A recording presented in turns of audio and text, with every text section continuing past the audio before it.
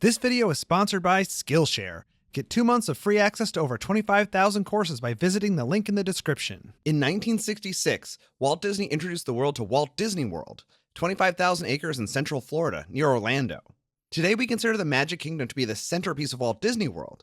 But when Disney presented his plan, Magic Kingdom was almost an afterthought, something to bring up briefly before getting to the real star of the show, Epcot. Today's Epcot, a mix of World Fair and theme park, plays second fiddle to the Magic Kingdom. But Walt Disney's original plan for Epcot was an experimental prototype community of tomorrow.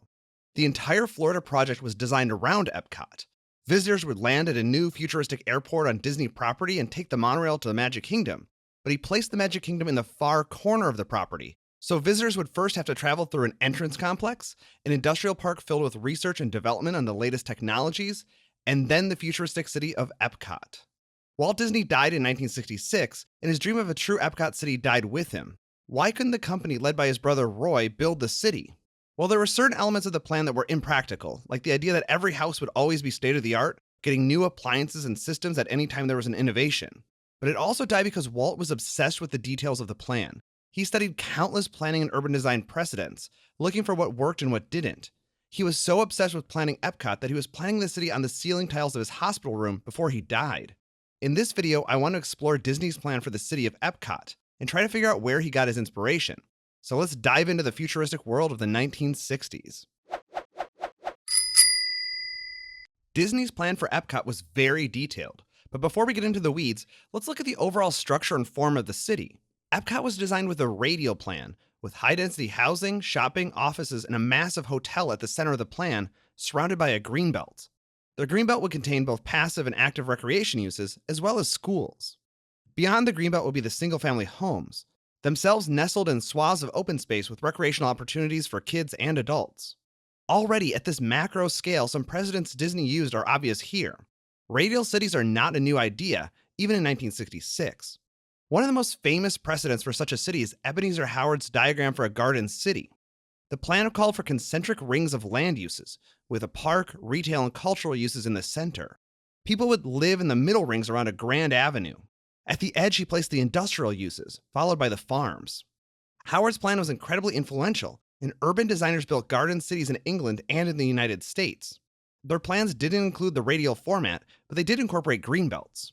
In fact, one of the cities, Radburn, definitely influenced the design of Disney's suburban housing, with its green space and orientation to bike and pedestrian paths. While we're on the topic of transportation, let's get into how people would move around Epcot. Homes in the low-density areas would have driveways that connected to a road network for cars, but Disney's plan made it convenient for people to leave their car at home. The green spaces near homes were perfect for walking and riding a bike, but the true centerpiece was the People Mover system. You can actually ride a small-scale version of the People Mover here in the Magic Kingdom in Walt Disney World in Orlando. The cars never stop moving and they come every few seconds, so there's no waiting at the station. You just hop on, sit down, and enjoy the ride to your next stop. Fun fact, if you ride the People Mover here, you can actually see a part of the original model for Epcot. Pretty neat. As far as I know, People Movers haven't been used in real cities in actual mass transit situations. Feel free to correct me in the comments if I'm wrong. I don't know for sure why this is the case, but I do have a few guesses. The cars themselves don't have motors, but instead the entire track moves. The system therefore needs to either be elevated, below ground, or embedded in roadways like cable cars. This is probably more costly than buses or laying rail or having discrete vehicles. And if the track breaks, the entire line shuts down. Also, I imagine it would be harder to monitor and police thousands of People Mover cars. Anyway, once someone from the suburban houses made it to the city's center, things got complicated. Disney's plan for Epcot's core was very three-dimensional. There are layers of transportation infrastructure. Disney reserved the very bottom level for trucks.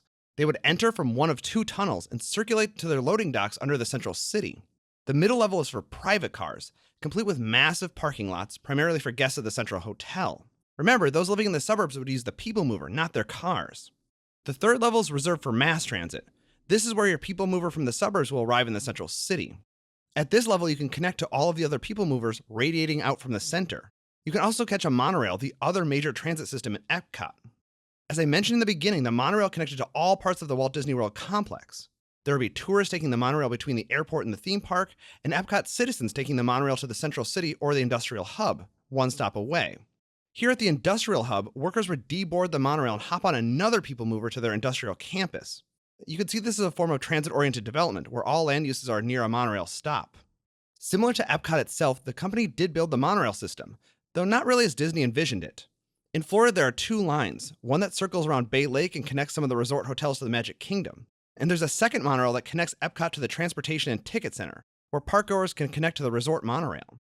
The Transportation and Ticket Center is a much smaller scale version of the originally proposed entrance complex. Now, when I see multi-layer transportation infrastructure like this, my mind immediately goes to the modernist visions of Corbu. The V Ready Use is one of Corbu's utopian proposals to reform the city. And by reform, I mean literally destroying the existing European cities and replacing them with this. The V Ready Use features a massive raised transportation deck in the center, subterranean trains, and pedestrian ways built over massive interstates. Corbu's goal, just like Disney's, was to completely separate the pedestrian from the car, and an obvious way to do this is by putting them on separate levels.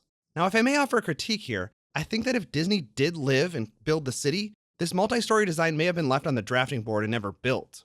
It feels really overkill for the size of the city he was designing, and redundant given all of the transportation options available. Disney was proposing building a city on top of a massive multi-story parking garage and freeway system. Both of those things are incredibly expensive to build. In today's dollars, a parking space in a typical parking garage costs about $20,000 per space to build. It's far more expensive than a simple parking lot, though about half as expensive as underground parking. It's just a lot of car infrastructure for a planned design such that most residents wouldn't be using their car on a daily basis. Disney may have wanted to include a lot of car infrastructure because, for one, cars still seemed kind of futuristic in the 1960s, and two, Epcot was designed to prototype city innovations that could be exported to regular, non-master planned cities. Even if residents weren't using cars in Epcot, Disney may have wanted to show how efficient car systems could work. Okay, now that we know how to get people to the center of Epcot, what's actually there? The entire massive disk will be surrounded by apartment buildings, looking out onto a greenbelt. I have to give some credit to Disney for including high-density housing at all, and making it look better than those soulless towers of Corbu.